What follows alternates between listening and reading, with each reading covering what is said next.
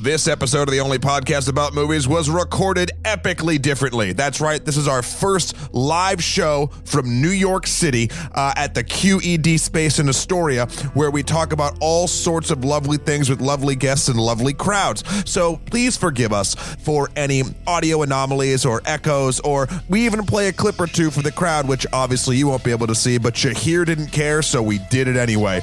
With that in mind, please have a happy Halloween and enjoy the show. All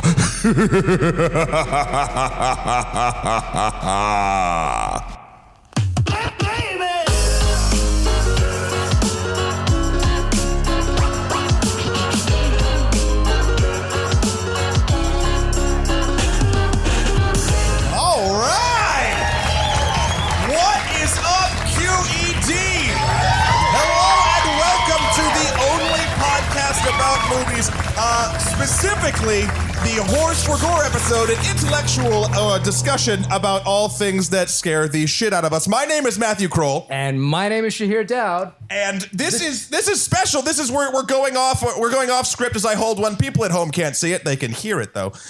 We're going to be talking about all sorts of... We're doing the movie horror. There's a movie called Horror? There's a movie called Horror, and that's what we're doing. Oh, it's one long 365-hour movie or something like that. Well, I don't want to do that alone, Shahir. So we brought special guests. We're very excited to have returning guests with us, Patrick and Franchesca from Last Name Basis. What's up, guys? Welcome. We know most of you came to see them instead of us, but we're That not bitter is about true. it. We're totally fine with that. Our marriage is like a 365 horror movie. What? Fucking- Wait, why? Because of the nudity. Scary. Because of the breakaway pants we were discussing before the... Yes, okay. Gratuitous sex scenes, clearly. But yeah, every day I'm like, there's a white man in my house. Who is that? I'm fucking terrified. Who? And then I'm like, oh, wait, that's my husband. I wake up and I go, have you seen Get Out? Yeah, it's like a reverse Get Out. With a happy... Come in, get in. Yes. Yes. And your wedding would have been awkward. Or, no, the best wedding. It was awkward. No, thank you so much for you. Both were on our episode previously, Alien Covenant. Yes. which is where we first met. Our first date. It was wonderful.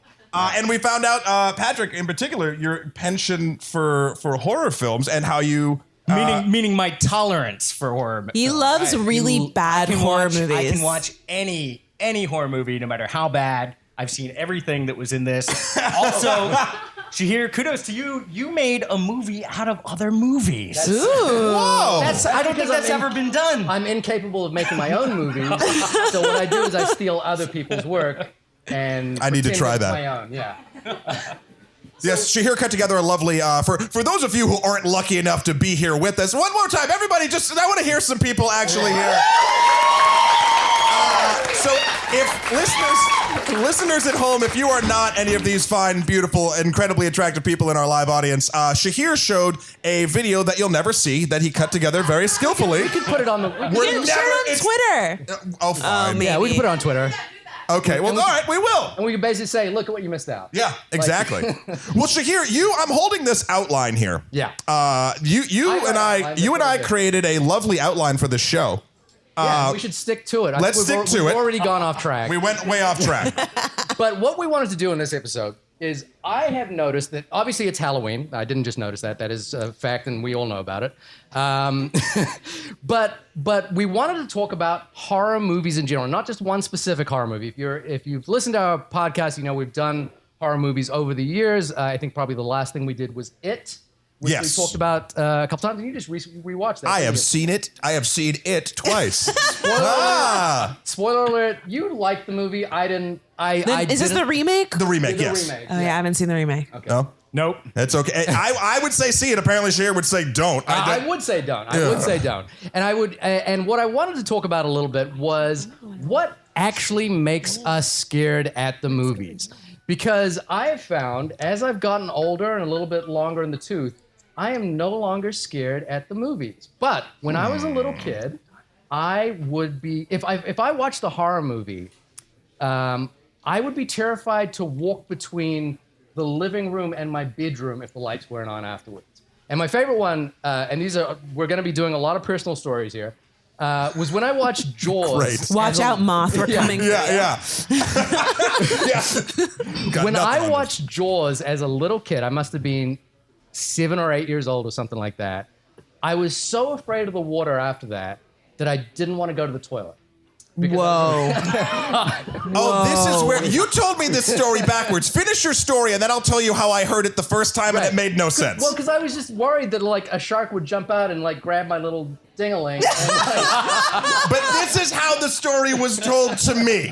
It had nothing to do with the bathroom. It was I went and saw Jaws, and I was scared that a shark would bite my dick off. And there was that toilet part of that story is very crucial because otherwise I'm like, why would the shark? It was an awkward couple of weeks after that when I had to get over that. Okay, fear. yeah, sure. I was hoping you were. outside. I was hoping you were going to say that you needed the Jaws theme to like take a shit. I want to hear your parents' version of that story. Yeah, also, The phase that you went through when you were 7 or 8 and saw Jaws. It's a lot messier than what I just described. Mr. and Mrs. Dowd, please write into onlymoviepodcast@gmail.com and tell us exactly what Shahir had to do to get over his fears of his Of his little ding-a-ling. getting ripped off by a toilet shark. Stop calling it a ding-a-ling. Yeah.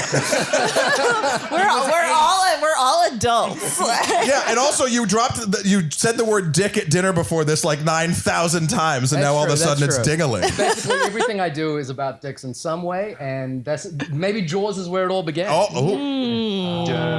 Okay. All right. There's a fellatio joke in there somewhere. But before we get started, obviously, yes, if you have an opinion about horror movies, if you have anything to say about horror movies, please write us in at onlymoviepodcast@gmail.com. For our listeners in the room, you can also tweet us. Maybe do it while we're talking to you. Tweet us at onlymoviepod. Yes, stop paying attention to us and tweet at us. We know the show's going really badly if we all stop to There's just glows on all of your faces. But I wanted to. Okay, so let's do some fundamental work here. Let's think about, and when I mean work, I mean have some fun. You are such a teacher. Shahir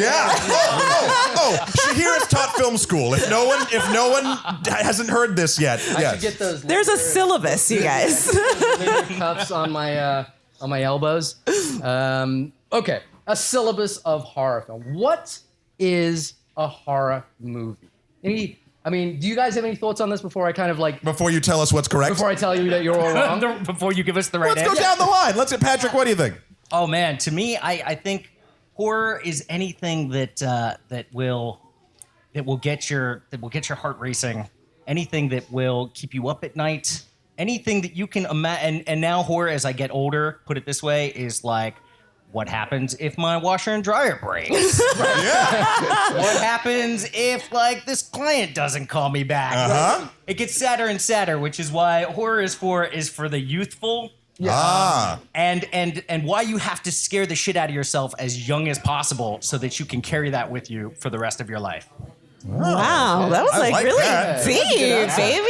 That's deep. Great. I'm just going to toss out my syllabus now. Yeah, well, this is done. This is Francesca. Oh man, I don't know if I can beat that. I would say for me, horror is seeing all the things on screen that I have like never want to actually see in real life. Yeah. And most of the time I'm such a big baby. Like I spend most horror movies squealing and like covering my eyes. So most of the scariest stuff I haven't actually experienced. Is this why Patrick watches so many horror movies with you? No, I mean, I'm usually there. Like if I like it or not, he's going to watch them. But I am just They're like just always on in the background. You remember that scene in American Psycho where he's doing the push-ups? That's me. with Phil Collins playing? Right?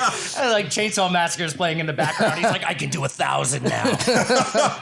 Yeah, so I mean, I don't know. I guess maybe in some way horror is about making you feel alive by showing you all of this really scary stuff that reminds you, oh shit, I'm still here. Yeah. I like that. You took mine and made it far more eloquent. I tried. I guess just even sort of piggybacking off that, horror. Well, I'll go a little bit more technical. Horror, obviously, like, genre as we talk about in films is obviously like, the drama, the Western, the whatever. Well, the Western's kind of, whatever. My point is, it's now sort of becoming a little bit more synergistic with other styles of film. In particular, I was just rewatching the film Hot Fuzz. And they shoot all of the scenes where people die in that film as if it is a horror movie. Like the rest is pure action or doing homages off of other things. That is sort of just taking a genre and doing it for certain scenes. So I find they're riffing on the Wicker Man. But also the way that it's just you can sort of see the different genres that they're pulling from. I mean, even if they are riffing from different films, Bad Boys, shooting the gun in the air, Point Break. Yeah. And also I think horror is one of the genres that it always has something other than the violence to say, even if it's not done correctly, but there's societal norms or forces that actually I feel like all film is like that, but I feel like horror is so visceral that like it's intensifies that in a certain way. Okay. So now Shahir, tell us how we're all wrong and you taught film school. You guys are completely 100% correct. And yes, in terms of the first thing, I'm going to go in backwards reverse order here. Backwards reverse, which is forward again. Yep, but, you caught it. But Matt, your point is that horror is almost, it's not impossible to pin down, but it's very difficult to pin down because you can have a true crime film like The Silence of the Lambs, or not a true crime film, but a crime film like Silence of the Lambs. True crime. Well, it's based on a lot of true crimes, but is a horror movie ostensibly. You know, like even a film like No Country for Old Men, I think has a lot of horror in it. So it's difficult to like pin down exactly what a horror film is. But I think for me, it comes down to two things, which you guys all touched on, which is one, horror is a genre that is supposed to evoke a physiological response. So it's supposed to make you feel fear. It's supposed to get your heartbeat going. It's supposed to evoke that sense of uneasiness, which I think is make you feel alive, which which is what Franchesca said. The other thing that I think the reason why horror is effective and interesting is that it offers us the ability to be transgressive as a society. We can see things in a horror movie that we don't want to see in real life. We can experience things in horror movies that we don't have to experience in real life. So for me, although I think the definition of horror is tricky and it's fluid and it's all over the place, I think being transgressive and evoking a physiological response is the best I could pin it down to. So, okay, if this was a classroom and you had to grade us all, Yeah. give us our grades now This for was what? a group task? No. We don't know who won. Yeah, I want to know who won. No, I think Franchesca nailed it. Yes, I actually do too. Thank you. Yes. All right. But enough of all that. Yes, this is not a class. And what I wanted to do was, like I said at the beginning, talk about our experiences with horror movies and the way in which horror shaped the way we see the world. So what we're all going to be doing is telling you a story about the way we saw a horror film, and then show you that clip. And I'm going to go first. So a little backstory. I was born in Fiji. And there's this movie about sharks. And there's a movie about sharks, which, if you think about it, it's much more terrifying in Fiji to watch Jaws than anywhere else because there's more likely to be a shark around. Yeah, all right. Yeah, I'll buy that. Or a shark is swimming in the sewers, 100%. coming up to the toilet. I'm right there with you. Yeah. So the first clip I wanted to talk about, or show you, or not show you, as it's gonna turn out, is a film that my brother and sister would watch repeatedly. So in Fiji, we didn't have TV. What we would have, and this is making it sound like a third world country, banana republic immediately, is that we would have taped television from New Zealand. That one person had a satellite TV, and that person would tape everything and then put it up in a video store, which you could rent. Yeah, and you would. That's awesome. And that's the way the entire communities would get movies, and you would get bundles of movies. So on one tape there would be 3 movies that oftentimes had no rhyme or reason for being together. That was my question. Were they actually themed? Did someone take care, or was it literally just a mishmash? It was just a mishmash. Right. But occasionally you might get the horror tape or something like that. And there was one film that my brother and sister would watch a lot because they loved it, and they were much older than me. I was the youngest, and they knew I would get terrified when I was watching it. So rather than have to look after me while I was watching the movie, they would put me in the next room and like I said, tell me to go to sleep. The problem is in Fiji, and maybe in a lot of places, the walls are paper thin. So rather than see the movie, I would have to listen to it, which in the dark, worse. in the dark. As a 7 or 8 year old, imagining what was going on screen. And that, for me, shaped a lot of why I think horror works. And I want to play you a clip from that particular movie without the pictures. Which is amazing because so all the rest of us have visual clips and obviously when you do these things and there's an audio audience later on, you never get to see what's going on. This is going to be the only clip of the night for you listeners at home because no one here sees anything. And so you're not going to tell us what the movie is first, though? I'm not going to tell you what. Okay. Okay. All right. Completely in the dark. Should we close our eyes?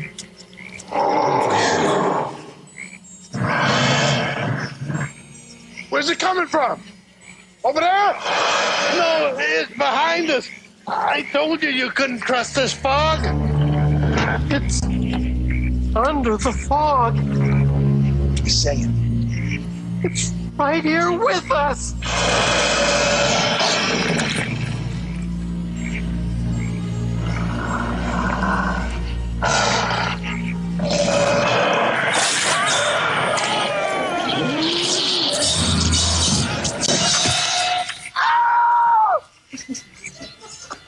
I can't move. Start backing up, Andy.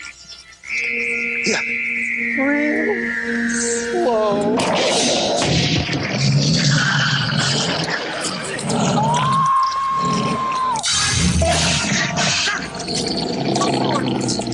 My God.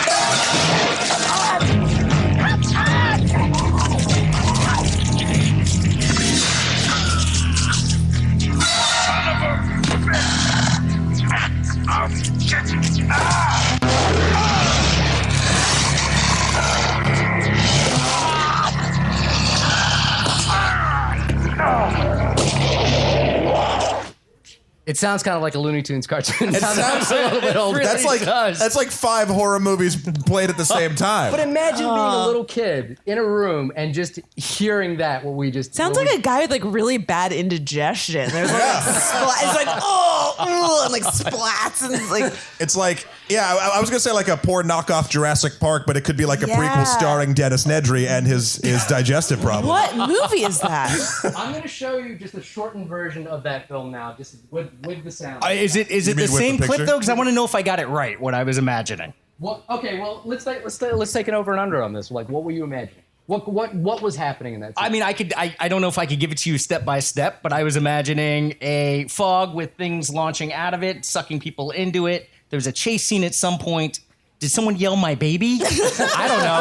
I mean, like a lot happened there, but I was just sort of filling in the blanks. You know, Okay. I mean, they were anonymous. What were they running from? Any takers in the audience? Listen, they don't know what they were running from. How the fuck am I supposed to know what they were running from? Yeah. Wait, audience, what do we think? What do we think? Good point. Yell it out. Alligator or crocodile? Something. I imagine tentacles in a fog or like a black mist. Okay. All right. Yeah, I would go some sort of dinosaur or reptile. Dinosaur. All right. Or alien. I heard alien. Oh, man.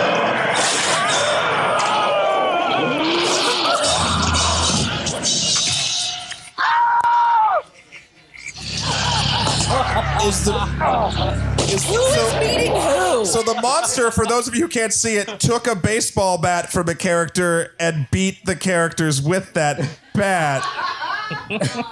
Now, for you guys, was it more powerful not seeing what was happening? Yeah. Because like seeing it, I was like, this ain't scary. This is ridiculous. Like, so Silver Bullet is about a werewolf that's stalking a small town. It's based on a Stephen King story. And it's about a werewolf. It's basically like your sort of typical slasher movie, except with a werewolf. The reason why I wanted to pull that clip up, because I'd completely forgotten about it. A werewolf is potentially a mythological lichen creature with powers unheard of that we don't quite know. I mean, True Blood had a whole thing about it. But in this movie, A lot of things had a whole thing about it, not just True Blood. Yeah. But in this movie, for some reason... True Blood is the status quo. Status quo. I cannot protect you. Suck it. Suck it. The werewolf decides to take a baseball bat and hit people over the head with it, which ends up being a major plot point in the movie, but it is completely ridiculous given a werewolf could rip a person to shreds. Yeah. And so I was kind of just, when I was going back and thinking about it, because I was genuinely terrified. I knew that. So did you ever see it as a kid, or you only heard it, and then did you watch it as an adult? I mean, I just rewatched it for this episode, and I remember like certain snippets of it. But I think I would have watched it when I was a teenager. Okay. But my first experience of this movie was definitely completely in the dark, in my room, hearing the whole thing. And I think for me, that evoked, or it made me understand, as I got older, obviously, that horror is in the imagination. And true horror is and this is the Steven Spielberg theory of Jaws, or anything, any kind of film. The what you don't see is more has more power than what you do see. Absolutely. Oh yeah. I mean, I agree with that. Okay. You don't seem impressed by that.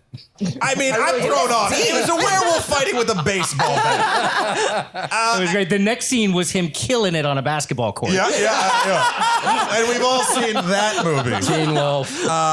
Let's. Which of you would like to go next with your clips? Yeah. I'll go, I Okay. guess. So my clip is from Single White Female. And I saw this movie as a kid. My dad took me to see this movie. And even though I was like 9 or 10 and this movie is not relatable, I've never been a single white female. Did you pick this on title alone? I just remember being really like, this is a different horror film in the sense that it is very psychological. It's not about mythological creatures. It's not about aliens. It's not about superpowers. It's just about a really fucked up woman who starts trying to become her roommate, and there was something about that was really extra scary because it seemed so grounded in reality. Did you ever see Fatal Attraction or The Hand That Rocks the Cradle? Yes. Oh my God. Hand kind of your. That is totally my jam. Like I don't like gore and scary, like that type of scary stuff doesn't really do it for me. Stuff. The more psychological, because there's some part of it that feels like, oh, this could actually happen to me. And then as you get older, I'm sure a lot of ladies in the audience have had this, where you meet that girl who starts trying to become you and you're like, oh my God, like this is actually really going to happen. And so I think as a kid, I knew that there was like listen, it's happened to me. I am a very cool girl and lots of people want to be me and lots of people want to kill me. So that's how you know you've made it. Yeah. You don't even you have to be like the basic of the most basic and some girl will want to be like you. But yeah, no, this movie scared the shit out of me. I want you to tell me specifically what was scary about this scene once we've had a look at it. Okay. Too needy, you're always clingy, you're constantly in her face. She needs me. Who was there for her when her boss almost raped her? What? Who took care of her? You were off on a business trip or screwing someone. She never said a word to me about that. That's right. She told me. I know you want to save face. I won't tell her. Okay? Just pick up the phone and call her and tell her that you're going back to your ex-wife or something. And I won't say a word. Okay? Yeah. Well, you won't have to say a word, sweetheart, because I'm going to tell her myself. No! Fucking bitch!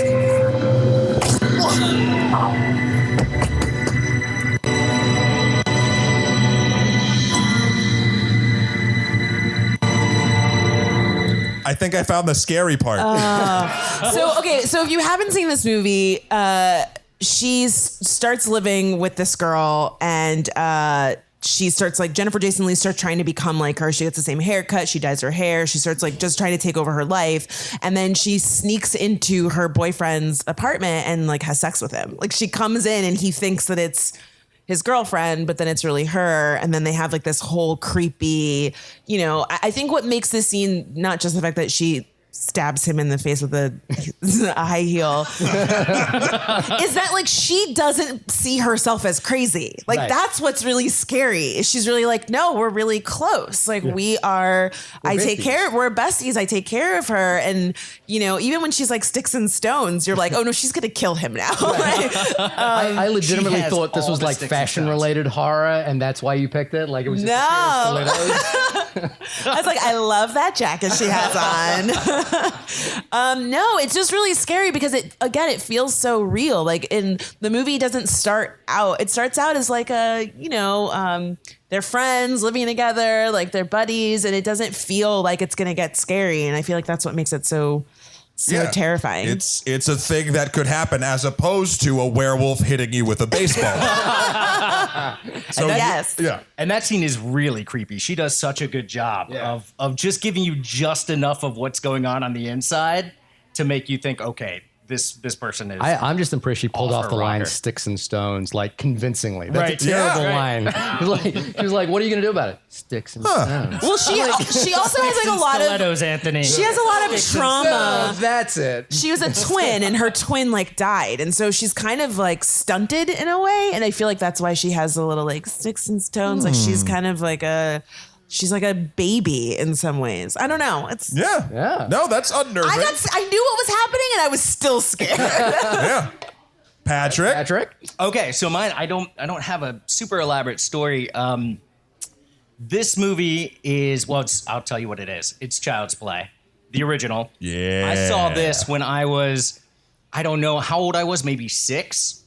First horror movie I'd ever seen. First time I knew what it meant to be terrified.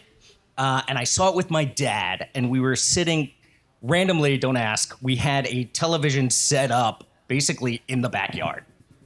I don't know why. Amazing. But we were there, we were sitting there, and it was dark. It was night. I was up way past my bedtime. And this was on for some reason. I have no idea why. And you guys didn't rent it. It was just playing on TV. I don't know. I don't know where it came from. I don't know how it happened. It could have just popped. The television might not have even been plugged in. It was one of those moments. I don't know. All I know is that I was so scared for so long, but I did it with my dad. And that was enough to make me love horror movies and love this franchise specifically. So, so it's about the bonding experience. It's about the bonding experience. As far as the terror of the movie, I think you mentioned, Shahir, a moment ago that it's somehow cathartic. Mm-hmm. And I think what was great about this is that dolls are never, you never think they're going to come to life. Speak for yourself. And I think even at that young age, I understood that. Yeah. But there was something to attach a little fear to. It was something to be like, here's the object of my terror now.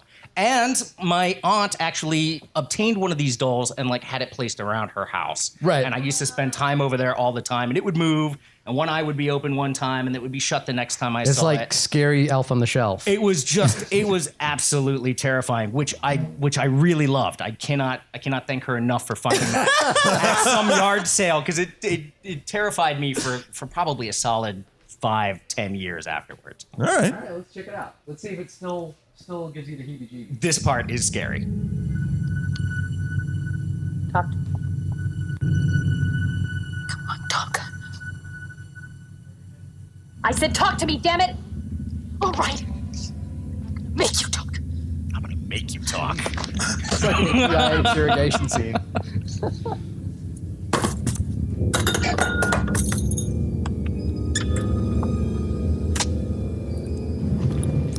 I said talk to me, damn it, or else I'm gonna throw you in the fire! You stupid bitch! You filthy slut! Did you fuck with me?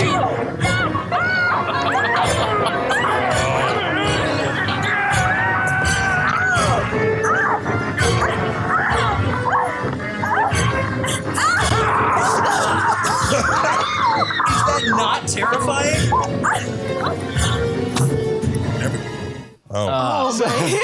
The real horror of that is when she's looking for the batteries and realizing he's been doing whatever he does without his power source. The rest of that was hilarious because why is it whenever he comes to life, he immediately calls some woman a bitch? Yeah. He goes 0 to 100 real quick. Also, I was always curious with the Chucky franchise, how strong is he? Chucky, yeah, because he overpowers her while she's holding him up in the air. It's I don't know what Honestly, I have a toddler at home, and that just looks like he just hasn't eaten his vegetables that day. He doesn't look twice a day. Yeah, he doesn't look that overpowering. He's also a redhead, though. Don't underestimate the power of a ginger. I mean, they're evil. He just looks like he needs nap time to me. You're too far in. You're too far in, Shahir. Wow. Matt. All right, I'm gonna go. What scares you? Well, Well, I'm going to talk about sort of the. I have two clips I'm going to decide on the fly. I think I'm going to go with Nightmare on, or no, is it? I get these confused all the time. The Freddy one, Freddy 4, Nightmare on Elm Street. I always call him Friday the 13th. That's not it. No, so I'm not, all cards on the table. I'm not a huge horror guy. I don't like hunt it out. I don't whatever. But when I see a good one, it always sticks with me. I'm not saying this is a good one.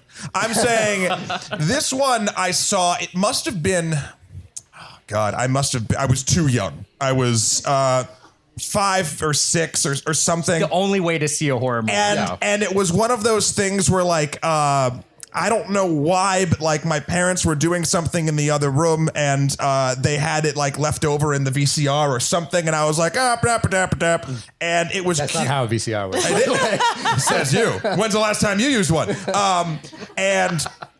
I played this movie and I was watching it and I just remember just being completely and utterly terrified. And the scene I'm about to show mixes in a whole bunch of stuff, but also the fear of inanimate objects, but in a different way. Like yours was at least a human shaped thing. Yeah. This is, let's watch it.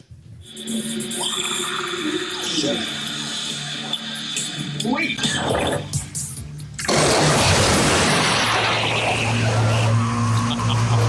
How's this for a wet dream? Classic.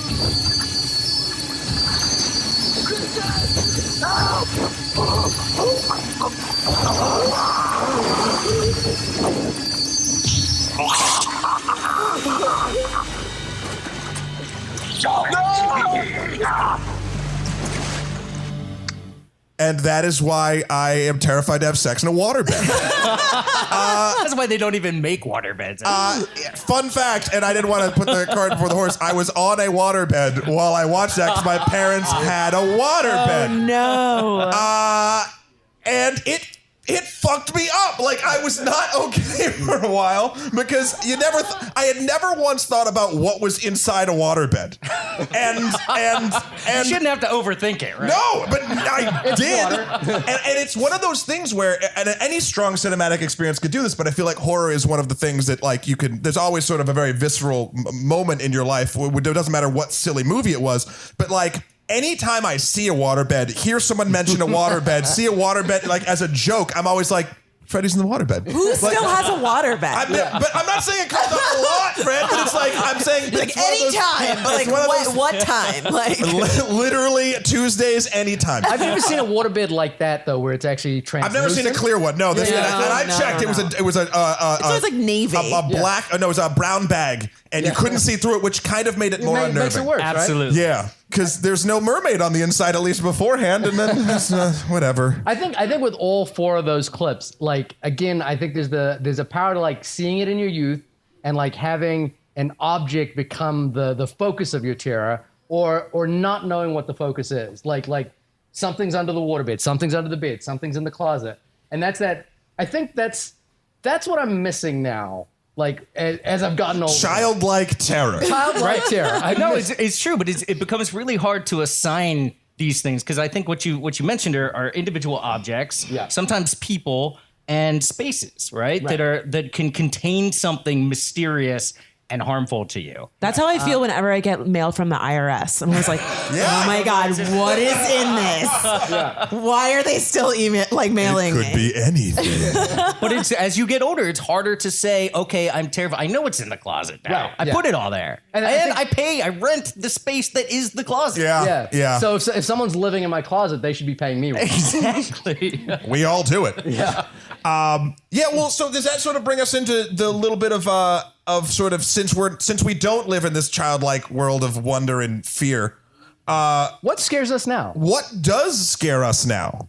Like, I mean, we obviously there's real life stuff. The world technically scares me right now. But as far as in a film, I don't think like I've rewatched Nightmare on Elm Street's, Friday the 13th, Halloween's. These things that used to hold so much sway over me have none. And even I suggest, I know Shahir doesn't, you should see it. It's a good film. It's basically Nightmare on Elm Street kind of updated in a way. Sure. I mean with with a weird like mythological being that I don't really explain. Which, side note, I have an argument that actually makes it not necessarily a bad guy, but we won't even get into that.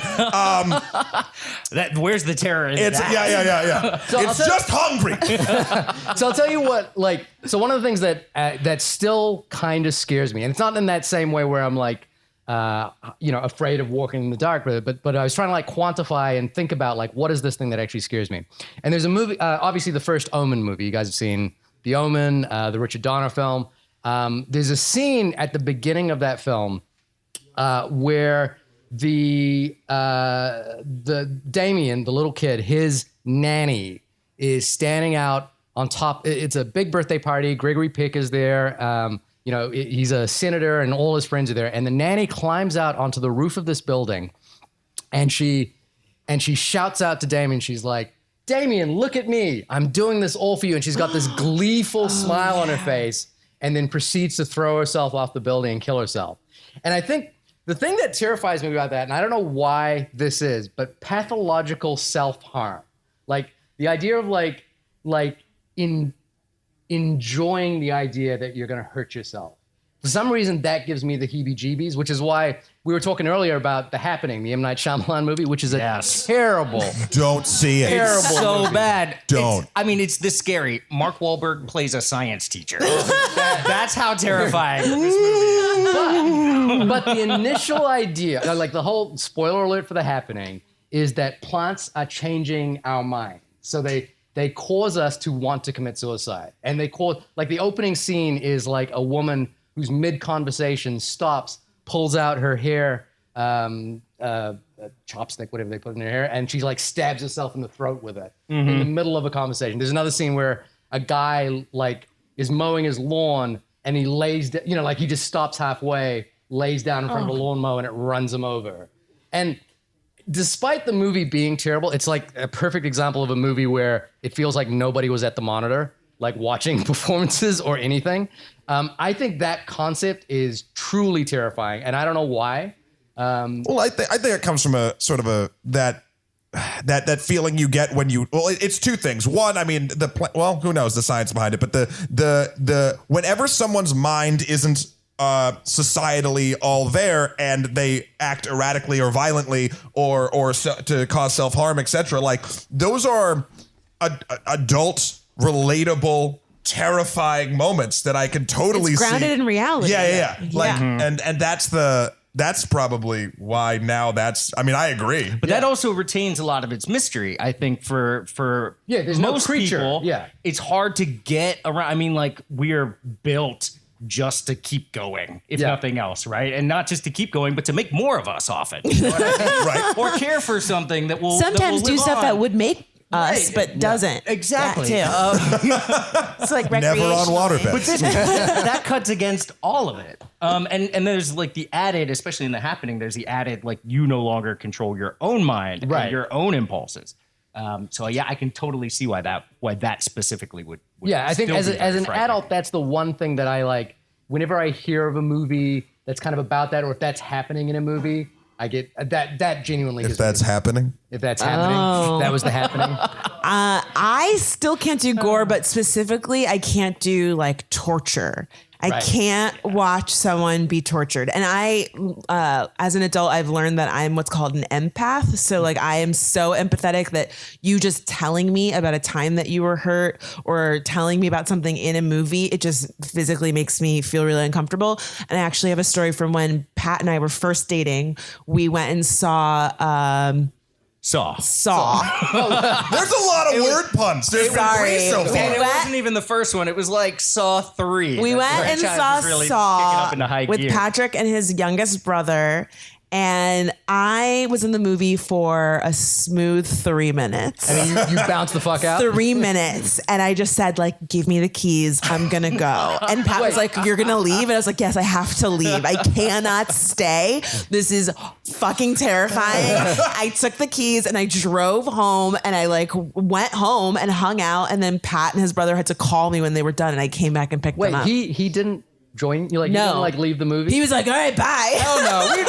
we had been together for a minute. I was like, here, take the keys. I mean, just I need make to. sure I need to see where this is going. I need to see how Saw 3. No, he was so put out. He didn't care. He wasn't like, "Are you okay?" He was like, "God, okay, here." know how you were. just giving me the keys, and I was so. Oh my God, I couldn't stay. The first minute of that movie is like a ticking clock, and then somebody's ribs are ripped open, and his guts just like pile out of him.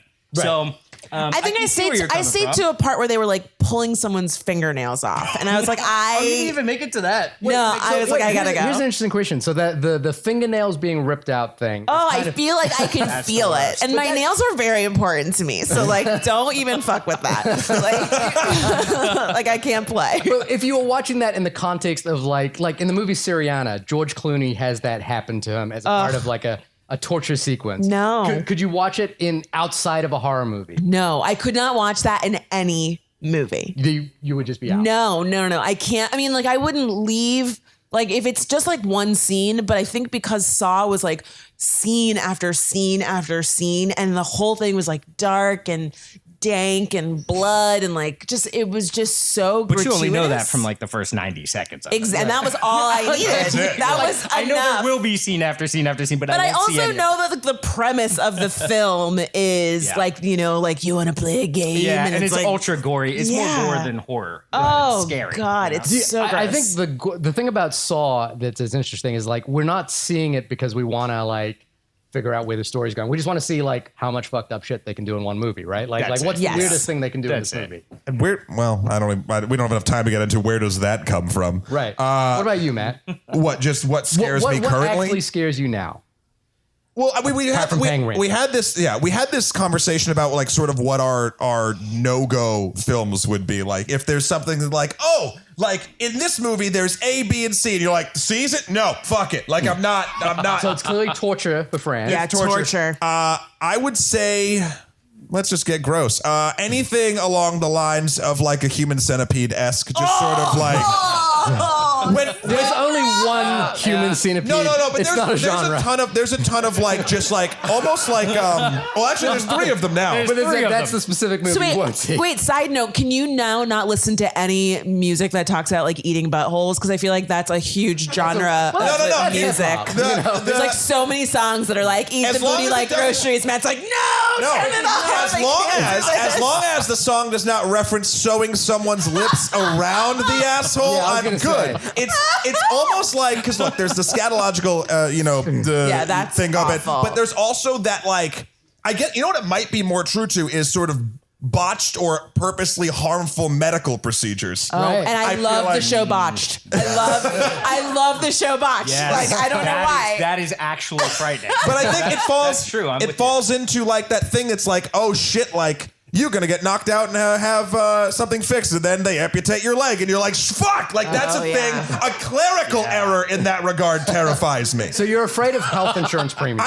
Yes, that's what it is. But no, I think that sort of is mine. Patrick, so we kind of know Fran's and Matt's. What's your no-go? It's gore. It's gore. Wait a minute. No, you watch that stuff though. It's just gore driven. I mean, I went and saw Saw 3 or whatever it was with my brother, but that was like that was another bonding moment. You can see I'm a very healthy individual. I like your family. Yeah. But the general gore stuff after that, I was like, I'm done with Saw. I'm done with all this stuff. I don't watch the slashers. I don't watch the chainsaw movies.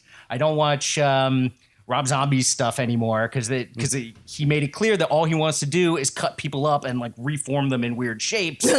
And it was just disgusting. I don't think. But to me, it's not because I can't stand it. It's because I don't actually find that scary. Right. I think to be scary, it has to have some psychological element. And for me, the gore just doesn't do it. It's just disgusting. Right. And then it becomes very it becomes a disturbing sense of entertainment when you're not scared by it, but you still want to see it. So I'm glad I'm just like, no, that's not for me. Okay. What is scary for me? I don't think I can be. I can't. You can't be scared. I can't be frightened anymore. The challenge has been laid out. I can do one thing though. Challenge accepted. I can do one thing, and that is I can watch horror movies until I fall asleep and have dreams that are actually terrifying. Oh. really terrifying. So you're giving notes. You're giving subconscious notes. I'm telling you, I do this all He the time. does this on purpose though, because it was really, we were having dinner one time and he was like, oh God, I'm so tired. I had a terrible time sleeping last night. So of course I'm trying to give him advice like, oh, if you tried like the little lavender sachet in your like little pillow, or like, you know, there's like herbs that you can take that help you. And all of a sudden he's thinking about the lavender killer or something like that. Well then he says like, oh no, I had like really bad nightmares. I'm like, oh, well maybe it was something that you ate. And he's like, no, it's the book that I'm reading. And so my response is, well, then don't read that book. And Patrick's like, no, but I want the nightmares. So I read the book before I go to bed so that I'll have, those are the best horror movies. I'll read horror until I read something until I fall asleep every night. And it's frequently some sort of horror novel or sci-fi, but often horror. And so if you weird. fall asleep reading this stuff, you can have, I've literally woken up screaming. But you love it. But it was awesome because it's the only way I can get that terrified feeling that I used to get when I You watched. sound like a drug addict. Yeah, it sounds like you're literally chasing the dragon right now. You put a rope around your neck, But you'll and never read catch the it. book while you go to sleep, and then you die, and then you come back. Oh, yeah, The Last Great Adventure, whatever. Yeah. Wow. Shit. I think for me, becoming a parent now, like seeing kids in danger, like really, it gets me in a way that it didn't used to. You know, like where, like in the beginning of It, little Georgie in his like yellow slicker and galoshes gets his arm ripped off. Spoiler alert. Not funny, by the way. But like the thing that's burned into my memory is him crawling away and like no one being there to help him. And that like And the really long arm just coming out of the sewer. Yeah, the really long clown arm coming out of the sewer. I think it's not a no-go because the other side of it is like I'm a filmmaker. I think film should be able to do anything artistically that they want to do. And I think if someone has a reason to do something, you should be able to do it. So which is why I'm not opposed to gore or anything like that. But like for example, there's a film that I've read about and I kind of want to like. I think I would have. Oh, not this one. A Serbian film. It's called A Serbian Film, and it's a horror movie about a guy. And someone write us in at Only Movie Podcast and tell me if I've got this wrong. About a guy who gets enlisted to be part of a porno movie, and they start like challenging him to do more and more fucked up things, and it gets really, really disturbing. And I think it. Oh yeah. At some point, that doesn't. But when I read the synopsis, I'm willing to try anything. But when I read the synopsis of that film, I was like, I don't need this in my life. I don't need to see this. Correct. Yeah, I also really hate how many horror films like throw in a sexual element. Like, why is there like the girl always gets killed with like her boobs out, or like they're in the middle of having sex and then like that's when the killer comes. Like, I really hate that about every horror movie. Society teaches us very messed up things throughout, in all of film, but in horror in particular. And you could argue that's a real problem with horror movies is like it's like the sexualization plus the gore. It's very strange. So, sorry. I was going to say, and then there's films that sort of deconstruct. I don't know how many people have seen Cabin in the Woods, but there's films that sort of deconstruct that and like at least take that shitty trope and flip it on its head. Explain not only sort of why it's happening in the film, but also why, with lack of a better term, for Cabin in the Woods, there are old creatures, old gods that need to be appeased, and every country has its own horror myths that it has to do to appease these gods and sacrifice young people to do it. Mm-hmm. And in this one, there's a beautiful metatextual scene when I believe Chris Hemsworth and a young lady are in the woods and they're like pumping pheromones into the woods to like make them because there has to be.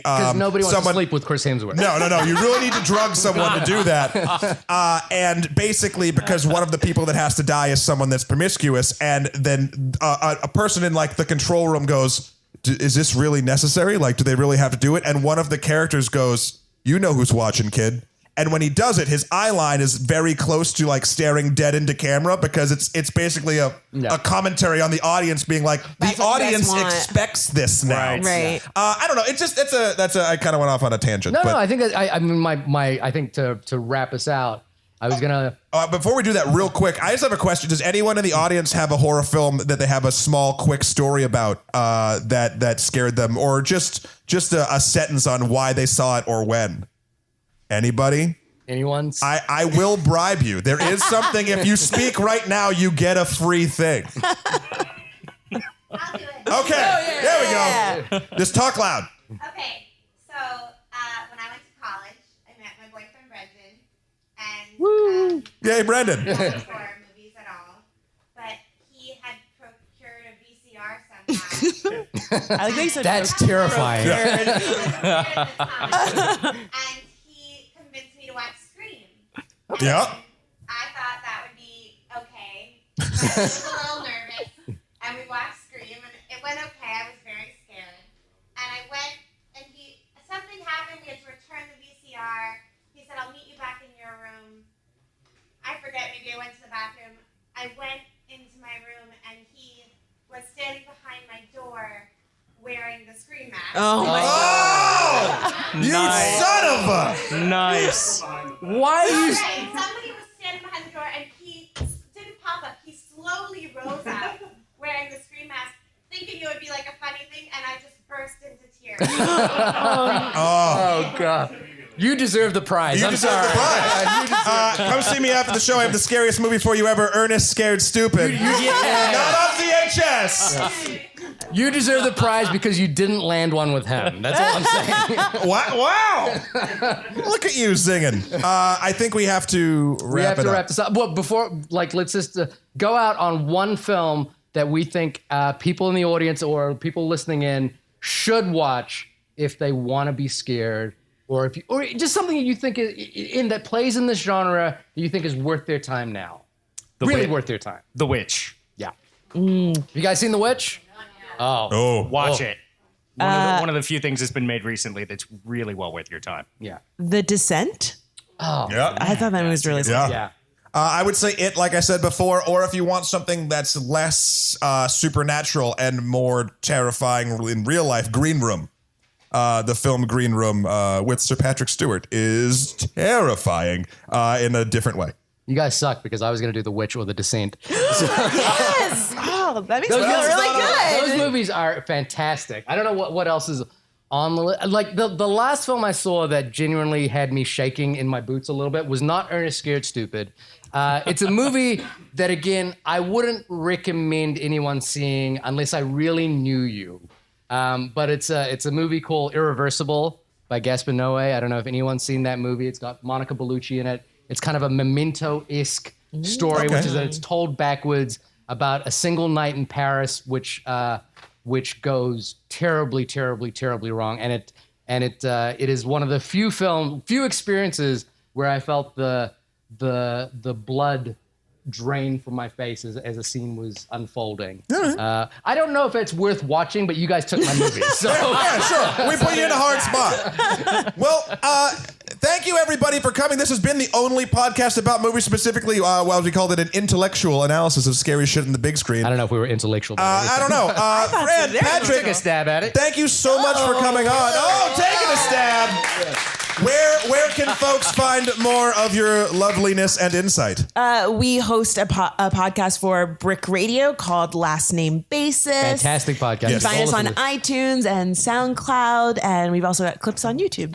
Oh, nice. Excellent. And you might see us on a Oh, clip Don't coming up. yes. promo us on their thing. Look, We we just know did a why Halloween episode with these hilarious, awesome guys. So yeah, and our website is lastnamebasis.com. Awesome.